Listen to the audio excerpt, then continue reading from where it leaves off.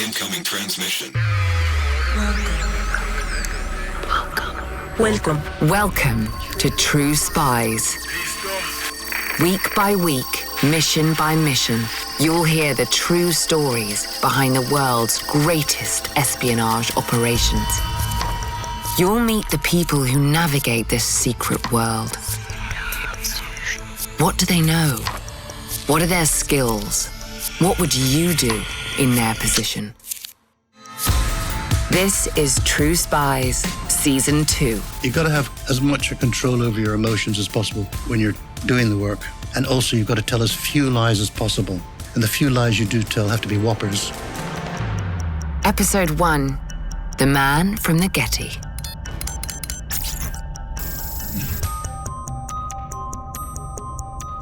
This is the story of how lies, disguise, and an awful lot of knowledge helped a British detective recover one of the world's most valuable paintings after it was stolen in Norway. Charles Hill is my name, and I'm a retired Metropolitan Police officer here in London. And I suppose looking back on my life and career as a police officer, the greatest successes I had were in recovering stolen works of art. But what makes a painting worth stealing? If you're a thief operating in the rarefied world of fine art, there's only one color that really stands out: green. They look for the imaginary price tag hanging from it. I mean, they're aware, obviously, of the exorbitant prices that go at auctions for big pictures. They're all aware of that. They know that insurers pay out big bucks for stolen works when they're recovered. The Scream by Edvard Munch is one such painting. In 2012, a version of the work made history when it sold for almost $120 million at Sotheby's auction house in New York. But it's more than a good investment. It's one of the most recognizable images on the planet. Splashed across t-shirts, pinned to the dorm room walls of aspiring artistes, and parodied endlessly. It has even inspired an emoji. And as it happens, Charles isn't a fan. I can't stand Edvard Munch. I certainly looked into his life, and he was a goddamn Nazi. So I can't bear the man. However, that doesn't mean to say that he didn't have a genius for painting. In 1994, just as the spotlight of the global media shone briefly on Norway, the Scream was silenced. On the first day of the Winter Olympics that year, which were held in Norway in Lillehammer, Edvard Munch's Scream was stolen from the National Gallery in Oslo. To get it back, Oslo's chief of police, Leif Lea, knew that he needed the best in the business, even if that meant reaching out across the North Sea. For those unfamiliar with modern British policing, the Metropolitan Police might conjure up a particular gallery of mental images: big shoes, dress blues, twirling truncheons. But as one of the largest police forces in the world, its operations, overt and covert, are wide-ranging.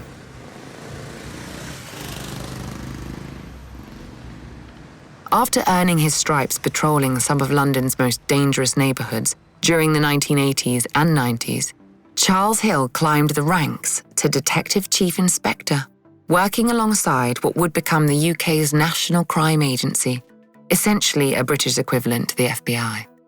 But what I did while I was a detective chief inspector involved in that kind of work, I also did a lot of undercover work. Mostly, not exclusively, but mostly recovering stolen works of art.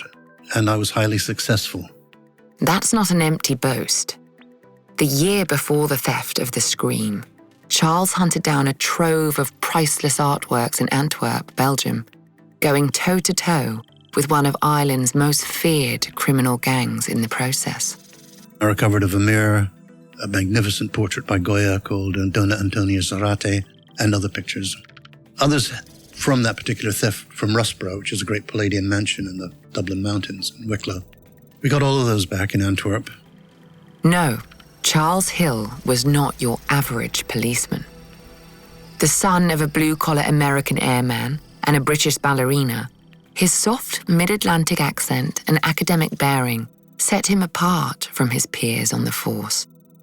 Tall, neat, well-dressed and burly, he was a far cry from the grizzled detectives of popular imagination. To his fellow officers, this American art lover must have seemed like an oddity. But to underestimate him would have been a very foolish mistake. I am very fond of my memories of being a cantankerous son of a bitch in the jungle in my unit, in the 173rd Airborne in the Central Highlands of Vietnam. Despite that military background, Charles was something of a loner in the macho, back-slapping world of the Metropolitan Police. But when it comes to great art, there's no disguising his passion. When I came back from Vietnam, I worked at night as a security guard. I went to university in Washington, D.C. To finish off my BA that I'd started some years before. And I was doing well working at night, but I wouldn't work on Saturday nights because on Sunday mornings, Kenneth Clark produced an extraordinary series of films called Civilization, a series of 13 shows. And I went down to the National Gallery in Washington, D.C. and watched them. Well, that cemented my brain around a love of art, simple as that. Charles's academic leanings eventually brought him to London, where he studied theology and briefly considered the priesthood. As it turned out, his true calling was rather less sedate, although, in a way, he still spent a lifetime in search of the divine. What emerged from Charles's patchwork of could-have-been lives was complex and often contradictory. A cynic with a rigid moral compass, an art lover with a special gift for violent threats, all told, an unusual fit for the Met. I remember watching and listening to Sir Robert Mark, who was then the Commissioner of the Metropolitan Police in London, give a lecture on television. He castigated not just corrupt cops, but corrupt lawyers, everyone who he thought was providing bad news in society as a whole. And I just thought, well, that's worth doing. But mainly I thought I could probably do something else better than be a Church of England vicar. And I'm sure I was right. However, we'll never know. But I see this as a vocation, in other words, recovering stolen works of art. Charles's new vocation would turn out to be very bad news indeed for some unlucky members of the art crime community. Trophy art heists, whether it's a theft of the Scream or any other big pictures I've recovered, all have been generated by money. But why paintings? Put yourself in the shoes of a petty criminal, looking for your entree into the world of big-ticket crime. Would fine art be your first port of call? Why not guns or drugs or trafficking? So far as trophy art heists are concerned, the people that do them, although they may be accomplished criminals in a variety of ways, robberies, drugs, you name it, they always extend themselves beyond their range of natural ability. And I find that intriguing. Why do people want to shoot themselves in the foot, stealing some masterpiece that they are highly, highly unlikely to ever be able to sell? And it intrigues me, the mentality that goes into this. And if you were going to summarize that mentality? Stupid greed. By the early 90s, Charles had made his reputation as one of the Met's most fearless and effective operatives. In doing so, he'd caught the eye of one of the most highly specialized, obscure, and frequently underfunded teams on the force, the Art and Antique Squad. As Norway mourned the loss of one of its most precious artworks, it was only a matter of time before the squad reached out. In early February 1994, I was based for work in Europol. The organization had been set up a few years earlier, and I was one of the early members of it. So on weekends, I was at home here in London, and that Sunday morning, on the news, was the Scream had been stolen. So I listened to the news and watched it and thought about it. And on Monday morning, I headed back to The Hague just before midday. The phone rang. I just got into the office and I'll be damned. It was then the supervising officer of the Art and Antique Squad, John Butler. And he said, "Charlie, have you heard about the Scream being stolen?" I said, "Yep." I watched it on the news and he said, "What do you think we can do?"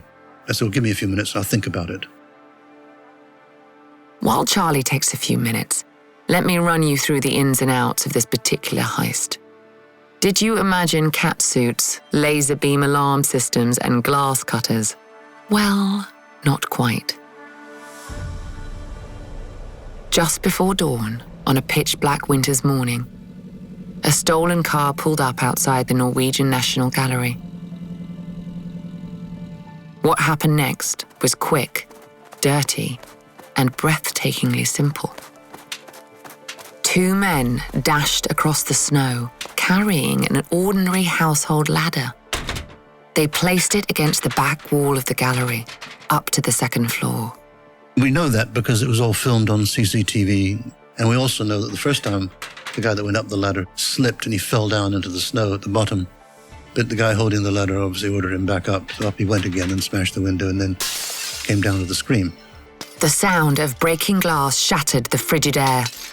Within moments, one of the most iconic artworks in history was being lowered unceremoniously back down the ladder. A lonely engine revved, and the scream vanished into the night. The ladder was still up. And the thieves had even left an actual calling card. A postcard with the cartoon image of three men laughing uproariously emblazoned on the front, and a message scrawled on the back. Thanks for the poor security. Charles could hardly walk away from such an obvious taunt. So I sat in my office, then I stared at the frozen canal outside. I sat and I thought, I know what we can do. A priceless work of art is missing. The perpetrators are openly mocking the authorities. They think they're smart. You have to be smarter. How do you take them down? How do you turn their arrogance to your advantage? In his office in The Hague, Charles thought about the one thing that all thieves have in common: greed. To get his men, he'd need to use every tool in his undercover arsenal: disguise, deception, and crucially, the prop trap. More on that later. He would have to transform himself into bait that no art thief could resist. A buyer of great pictures with deep, deep pockets. Fortunately, the art squad had connections. One of the detective sergeants, a very able man at Scotland Yard at the time, Dick Ellis, had done some work with an FBI agent to assist the Getty Museum. So I said, what I could do is I could be the man from the Getty. The beginnings of a plan were in motion. Charles Hill would become the man from the Getty Museum in California, a fast-talking private buyer with far more cash than scruples. The museum was more than happy to help. Scotland Yard, a dramatic heist, an exotic, if chilly, locale. What's not to like? Together with the Getty, the art squad started putting together Charles's legend, the backstory that would allow him to fly under the radar as the chase began. All I wanted from them was the creation of an identity. Art thieves aren't renowned for their trusting nature. To infiltrate their world, you need to look, sound, and act like the real deal. Like any spy, your cover has to go deep. Charles had to become the man from the Getty. Even onto their system, because you never know when a villain, a criminal, has access into, confidential information through some bungling young employee or whoever. So the Getty Museum was very good about that. They just created a complete identity for me, and I got calling cards and all that. But it can't be that simple. How do you make sure your legend holds up, inside and out? You've got to have as much control over your emotions as possible at the time when you're doing the work. And also you've got to tell as few lies as possible. And the few lies you do tell have to be whoppers. And with that in mind, Charles's alter ego was born. Chris Roberts, as I'd pronounce it. Chris Roberts. As I was posing as a mid-Atlantic accented, dodgy art dealer, I had to get my American R's in. Hi there, I'm Chris Roberts. When you work on it, it comes back very quickly. But an accent and an attitude aren't going to cut it in deep cover. You need to know everything there is to know about the priceless painting at the heart of your mission. What makes it truly unique? What makes up the DNA of a masterpiece? If you don't know that, how would you know you're not being fobbed off with a fake? It was the original version. It's the one he did on a big piece of cardboard. And it's the one where he blew out a candle on it. So if you look at the original version of the scream, and you look down on the right, you'll see some white splotches. That's candle wax. And that's how I remembered. I mean, you can't blow out a candle twice in the same way. There are 4 versions of the scream. This one, taken from Norway's National Gallery, was the original, from 1893, the purest distillation of Munch's terrifying vision. With his alias under construction and his art buff credentials, well, buffed, there was just one thing Charles needed: backup. Enter Sid Walker, the finest undercover officer of his generation, the head of the Met's undercover unit, and 15 years older than Charles. He'd been a friend and mentor for years. He was also an intimidating physical presence. The perfect hard man-minder to Charles's brash American art dealer. The stage was set. It was time to put the art squad's scheme into effect. Within a month, they set to work. In Europe's criminal underworld, word had spread that the man from the Getty was willing to part with serious cash to get his hands on an original Munch. A rogues gallery of pretenders emerged from the woodwork. Petty crooks, chancers, even a pair of anti-abortion campaigners who claimed to have stolen the painting to raise awareness for their cause. None of them was credible. Meanwhile, in Oslo, the Norwegian police were faring no better. Their one credible suspect was tantalizingly out of reach. The Norwegian police knew that there had been a guy called Paul Enger and another called Rittal who had stolen paintings by Munch earlier that had been recovered.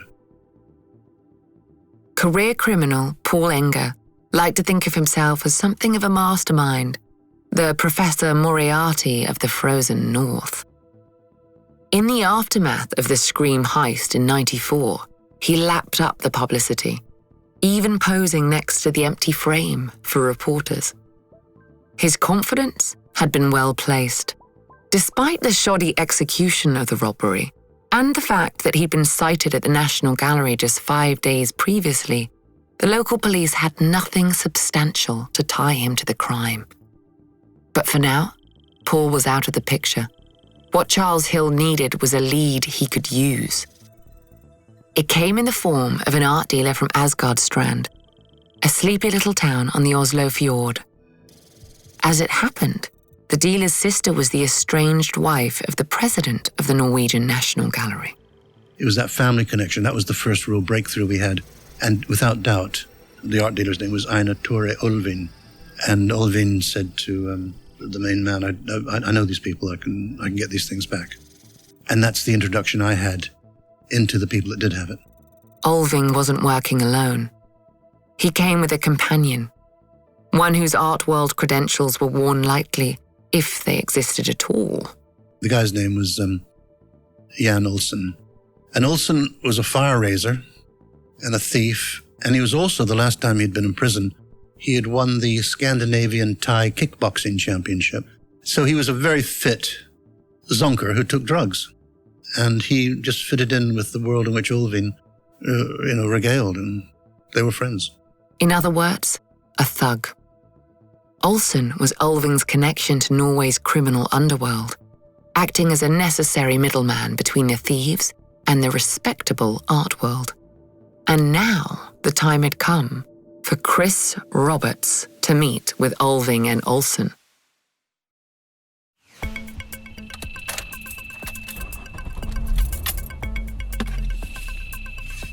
Charles Hill's alter ego was about to make his first public appearance. Under that kind of pressure, how would you make your entrance? Would you shuffle in sideways, stealthily taking in the lay of the land? A subtle nod to the bellboy? Or would you command the stage? Well, I rented a car at Oslo Airport. It was then down in Fornebu, but I arrived, got a big car, pulled up, handed my keys to the guy at the door, and told him there were a couple of bags in the back, handed him a wedge of krona, and walked in. And before I got to the place you book in, the reception at the hotel, in the loudest voice I could to attract attention, I did my, hi there, I'm Chris Roberts, to the, very good-looking Scandinavian gal sitting there at the reception, and gave her, the eye, and... So far, so on brand for our brash American art dealer. But that impressed Ulvin and Olsen, because Ulvin then jumped up and came shooting across to me as I was booking in. And, he took it from there. And then I went over and met Olsen. But by then, also sitting there, but they'd clocked him already, was my man Sid. He'd come on an earlier flight. Oops, your bodyguard's been spotted. How do you manage the situation? Think fast. There's a priceless masterpiece riding on this. And so we got to talking, and then I'm sure it was Olsen that said, there's a guy over there who's staring at us. Is he with you? And I looked over and said, yeah, he's coming from Amsterdam. I better go and say hello to him. He's going to look after me. And, Olsen was a tough guy, but Sid had been the, champion wrestler of as a Metropolitan Police cadet many years before. And he too was built like a brick shithouse. If you're unfamiliar with British slang, that means don't mess with Sid Walker. It's a tense moment between Sid and Olsen, two imposing alpha males sizing each other up. Fortunately, it's in everyone's best interest to play nice. Charles broke the silence. And I said, Sid's a Brit that lives in Amsterdam? And, Sid sort of grunted, yeah, that's right. And that really impressed Olsen. Because, you say Amsterdam, a Brit or Irishman, immediately you think drugs or fake paintings. And we went up, a really nice, overlooking the city kind of bar at the very top of the hotel, very tall hotel. And, obviously I paid for the drinks and all of that. Drinks, views, and small talk. Sounds perfectly pleasant. But no one's here for the ambiance. The conversation quickly turned to money. After some light negotiation, the thieves' reward was set at half the money that Charles and Sid had brought. They'd been willing to part, at least temporarily, with much, much more. We took £1 million sterling, which I think came to a roughly 4 million krona. But the sniff of hard cash, however modest the sum, had a very positive effect on relations between the undercover policemen and their prey. Things were going smoothly so far. But fate can have a vicious sense of humor, and it was about to push Charles's skill and his cover to their limits. It wasn't until the following morning that I suddenly realized we got a problem here. That was because the hotel was being used by the Scandinavian narcotics officers for their annual conference. Oh dear. The hotel was swarming with law enforcement. It's hard to imagine a worse place to pull off an undercover sting. Even a loner like Charles had made a few friends over the years. And as Charles and Alving enjoyed a cordial breakfast the next morning, he'd find himself wishing he'd made fewer. My one problem was a friend of mine who ran the Swedish Financial Investigation Unit, a retired prosecutor from Gothenburg. Ex-prosecutor Christer Fogelberg and Charles Hill went back a few years. There was every chance he'd be recognized. As an undercover operative, how do you mitigate that kind of blow to your cover? What would you do?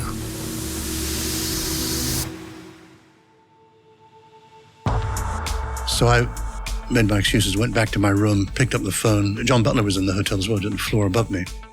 rang John. I said, you get the office to ring the Financial Investigation Unit in Stockholm, get them to contact Chris Fogelberg straight away and tell him if he sees me, he's not to say anything and ignore me. And tell him as much as you want about the undercover operation. Shoulders hunched, head down, and sweating into his coffee, Charles waited for the unwitting kiss of death from his old friend. As Alving chatted on about art, an announcement flashed up on one of the hotel's TV screens. Would Mr. Fogelberg please report to reception? An urgent call is waiting. Stockholm had come through. There would be no unhappy reunions today. One crisis had been averted, but the day had plenty more lined up. We had a drink downstairs in the bar, and all these, narcotics cops and customs officers from throughout Scandinavia and all their friends from Western Europe and the DEA and all the rest of it. They were all there. And sitting at the bar was a undercover cop, one of Lear's finest, staring at his glass of beer, and Olsen walked up to him, tapped him on the back. He had a bulletproof jacket on, and told him he ought to finish up his beer. Came back and said, "Who's the undercover cop?" Think fast. When so much hangs on a delicate trust, how would you explain away a bulletproof vest? If you're the worldly wise art dealer Chris Roberts, you can always blame geopolitics. And I had at least the wit to say, I don't know what's going on here, but I'll tell you, there's some narcotic officers conference here with the customs and the rest of them. And this is the hotel, as I recall, where the Arab-Israeli, the Palestine and Israeli peace talks had been held. And they're probably thinking they're going to be targets of some, PLO terrorist bomb. And that's why all these guys are here, around the building and in here and you name it. This explanation satisfied Olsen, but by now it was clear that a little privacy might be in order. I said, if you don't come, let's go up to my room. A cover story has to be all-encompassing. Your clothes, your shoes, what you drink, what you smoke. It should all be in the service of your legend. But why wait for your target to drip-feed themselves your story? Far quicker to give it to them all at once. Charles Hill was about to set what those in the trade call a prop trap. And what I did is I laid out all my stuff, my wallet, all the stuff the Getty had left for me, in the room. And I was there with Olsen, Ulvin, and Sid. And I said, I got to go for a crap. I had a bottle of Canadian Club with me. So I left it with them, and I said, I'll be back. I went in, locked the door of the bathroom, and made appropriate noises and things. I just wandered around for an appropriate amount of time to give Olsen, because I thought he'd do it, and he did do it. He went through my things. And Sid knew, so what, it's the way Charlie operates, and it'll all work. And just watched him do it and said nothing. And Ulvin wouldn't have known what the hell was going on. And then when I thought I'd spent enough time in the John, I flushed it. In fact, I flushed it twice to make sure they heard it the second time as well. And then I sprayed the room with, whatever that smelly stuff was. So I came out smelling like a bathroom disinfectant. And it went wonderfully well. He just had gone through my things, confirmed to himself that I was kosher. At this point, Charles and Sid would have been forgiven for thinking they were out of the woods. Their cover had held up under the most trying circumstances. Surely it was only a matter of time before the scream presented itself. Later that night, on the brink of another fretful night's sleep, it did just that. Late at night, I had a phone call from Olsen saying Ulvin was in a car downstairs and they were going to go take me to see the painting. I said, screw you. I'm not going out for a walk in the woods at midnight. We'll do it in the morning. But even in the face of the not inconsiderable wrath of the man from the Getty, Ulving just kept calling back. Charles was intrigued. His instinct told him no, but this could be his only chance. Time to make a call. Upstairs at the Plaza Hotel, a groggy DCI John Butler picked up the phone. It was midnight. In no uncertain terms, he told Charles exactly what he thought of Ulving's invitation. But would you pass up the chance to get your hands on what you came for? So I, having told him what I was going to do, and him having said you can't do it, I went down and did it anyway. By his own admission, Charles was not a perfect policeman. But his total disregard for bureaucracy, authority, and basic social niceties were critical tools in his arsenal. And tonight, he put them all to the test. So I got into Ulvin's big Mercedes, and I left the door open and left my right leg out as I got in. And Olsen and Ulvin were in the car, both turned towards me, telling me how I've got to go with them. By now, Charles had a handle on Olsen and Ulving. He had an idea of their limits, the lines they wouldn't cross. Then, a third man entered the Mercedes.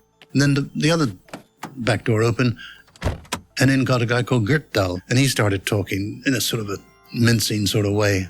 If the name Gritdahl rings a bell, it should. Remember the prolific, if slightly bumbling, Norwegian art thief Paul Enger, the one who posed by the space the Scream had previously occupied, chief suspect number 1. Gritdahl was his partner in crime. This would be as close as Charles came to the brains of the operation. If there was ever a moment not to blow it, this was it. And I told him, listen, guys, I'm not going to go anywhere with you now. We'll do this in the morning. My man Sid's going to come with me. I'll come in my car. I don't mind driving in your car, but you tell me where to meet you, and we'll do that. And in fact, I said to Olsen, you come and I'll put you up for a night in the hotel. You make sure I'm not going to run away. I could see Olsen's face light up. While Olsen drained the minibar, Charles retired to his room for another fitful sleep. After all, there were any number of ways that the next morning's excursion could go horribly wrong, and he was achingly close to the finish line.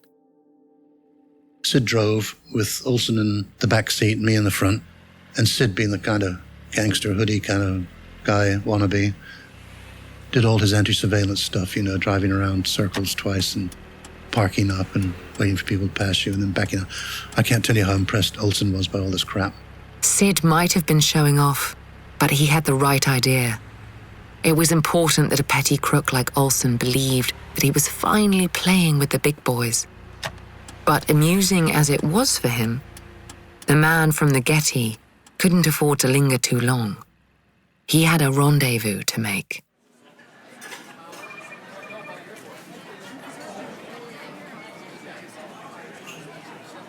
Along the highway from Oslo, there's a service station at a place called Drammen. Ulving and his menacing new associate, Gritdahl, were already there when Charles, Sid, and Olsen swaggered in. As the men bantered over coffee and pastry, they hashed out a plan. Sid would drive back to Oslo with Olsen and Gritdahl and keep them occupied until the exchange was made. Charles and Ulving, who was more or less harmless and clearly terrified, would press on to the Scream's remote hiding place on the fjord. Charles was pleased. Violent men like Olsen and Gritdahl were unpredictable at best. At this delicate stage in the operation, they were the last thing he needed on his plate. With the muscle en route to Oslo to pick up money they'd never spend, the two art dealers, one real, one fake, set off towards the Norwegian countryside. For me, it was exceptionally tense driving with Ulvin in his big smart Mercedes because he hadn't any sleep during the night and he was, jaded to say the least. So he was kind of weaving down the road. Beyond Drammen, the narrow road turned to dirt. Ulving didn't or couldn't slow down, and trucks whizzed by, horns blaring their disapproval in the rear-view mirror. After a white-knuckle drive along the fjord, the Mercedes finally came to a halt in the picturesque port town of Asgardstrand. This, Ulving explained, was his summer house. No wonder he was nervous. He'd taken a huge personal risk. Then we went into his kitchen, the carpet on the floor, and he said, well, it's down there. And I said, well, fine, we'll go get it. He said, well, don't you want to see it down there? Charles, understandably, had no intention of going underground. Ulving's nerves were already shot, and the ensuing torrent of abuse from the man from the Getty sent him scuttling down the secret hatch beneath the carpet. And up he came, and it wrapped up in a blue sheet, bed sheet. So I undid the blue sheet, and I opened it, and I saw the back. For a moment, Charles's heart sank. A rough, penciled outline of the Scream's iconic central figure loomed blindly out of the cardboard. After all this, had he been duped? Luckily, he held his nerve and thought back to his research. And what a lot of people don't know is that Munch started it on the back. So the central figure in black outline is on the back. And that's what I looked at. But instinctively I thought, well, and so I took my two hands and just turned it. And I turned it in the same way Munch must have turned it, because there's the central image there. I looked straight down, and there was the blown out wax. The drops of wax that Munch had carelessly spilled across his cardboard canvas were a seal of authenticity, literally. But to Charles's well-trained eye, there was even better evidence. Well, the great thing about a masterpiece like that, even though you may despise the painter, is that it'll tell you it's a masterpiece. And it did. The vivid beauty of the painting struck Charles immediately. It's never left him, even though Charles's memories of these events, which took place nearly 30 years ago, are faded round the edges. Nonetheless, he'll always remember what happened next with a twinge of guilt. I opened the passenger side door, and I did try to get the seat forward to put it in. And here I'll make a confession. I accidentally damaged the painting, putting it in the back seat. Oops. And then closed up, and we went. Anyway, when all was said and done, they just ironed it out. And it was cardboard. I mean, not a cereal box cardboard, but a proper piece of cardboard. And so they were able to conserve it, restore it appropriately. No harm, no foul. Alving took Charles to a nearby hotel in Asgårdstrand, in which the dealer owned a part share. As they drove, Norwegian police were screaming down the dirt road to the fjord.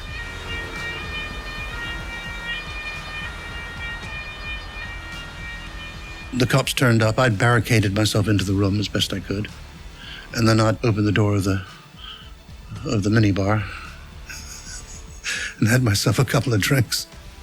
And then actually made an expensive phone call to Los Angeles to the guy called Wilbur Falk, who was the head of security at the Getty Museum.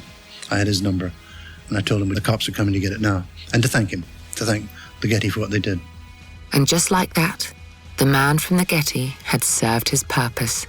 The Scream was on its way home.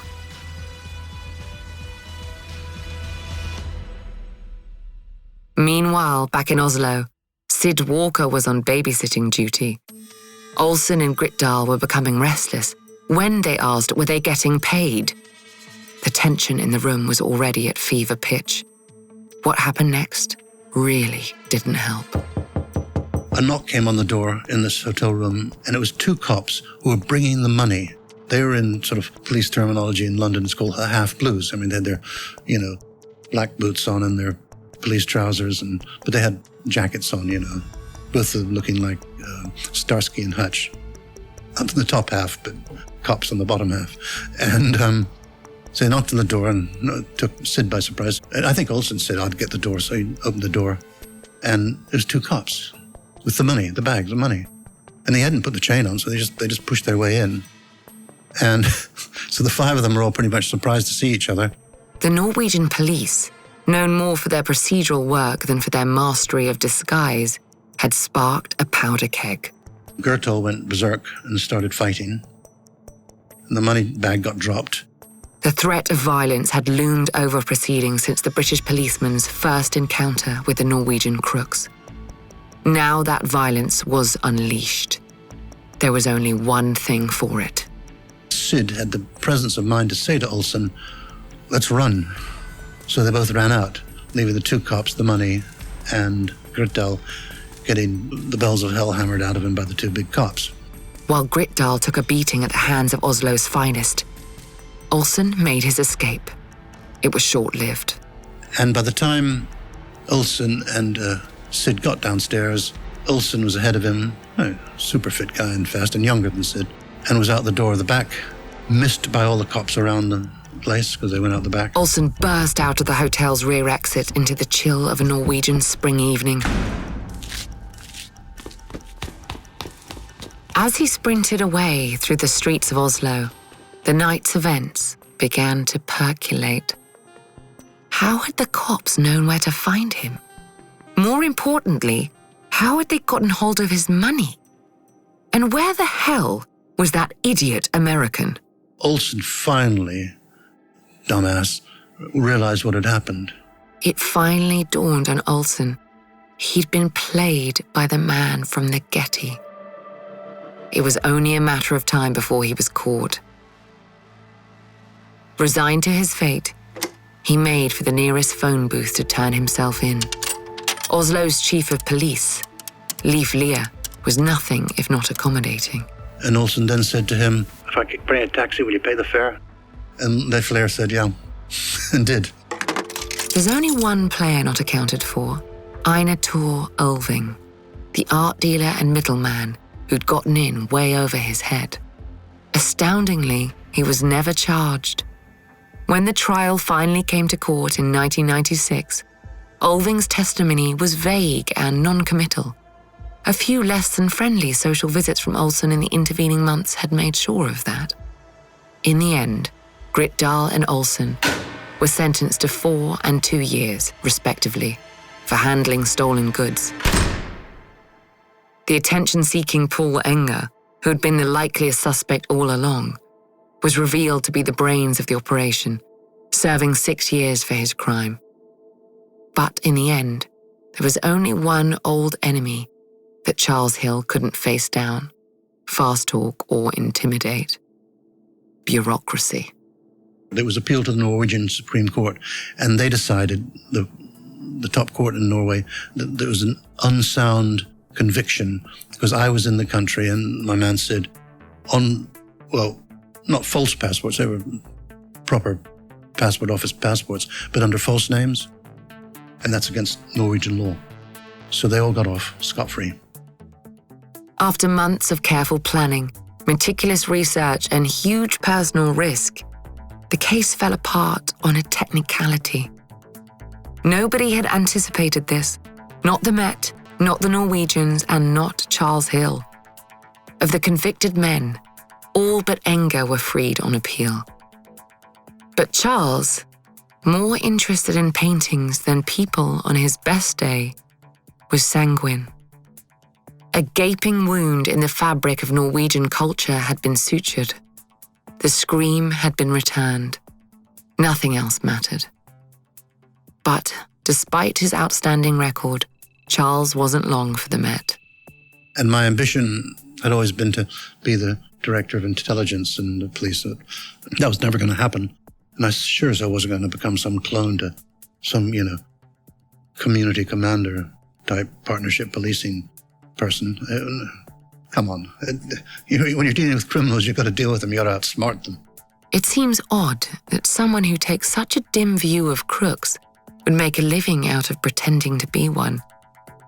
You have to wonder, how did someone as fiercely moral as Charles break bread with his polar opposites? Criminals are also still a human being, so you latch into their humanity. Some of them, it's difficult latching on, and you certainly, for most of them, you would not want to introduce them to your mother. However, they are human beings. You've got to treat them as such. In some dark cloister of his psyche, the priest that Charles Hill might have been lives on. Today, Charles is freelance, a detective for hire, and even in his mid-70s, he's still on the hunt for some of the world's most precious works of art, some of which have been lost for decades. The Isabella Stewart Gardner Museum in Boston was raided by 2 men dressed as Boston police officers on the night of St. Patrick's Day, 1990. So that was in the early morning of March the 18th rather than the 17th. And they stole an extraordinary haul of trophy art. 3 Rembrandts, a Vermeer, the list goes on. And that's my main priority at the moment, and I want to pursue that. So, I've got major works of art to recover, and I intend to do it. I'm Vanessa Kirby. Join us next week for another debrief with True True Spies. We all have valuable spy skills, and our experts are here to help you discover yours. Get an authentic assessment of your spy skills, created by a former head of training at British Intelligence, for free now at SPYSCAPE.com.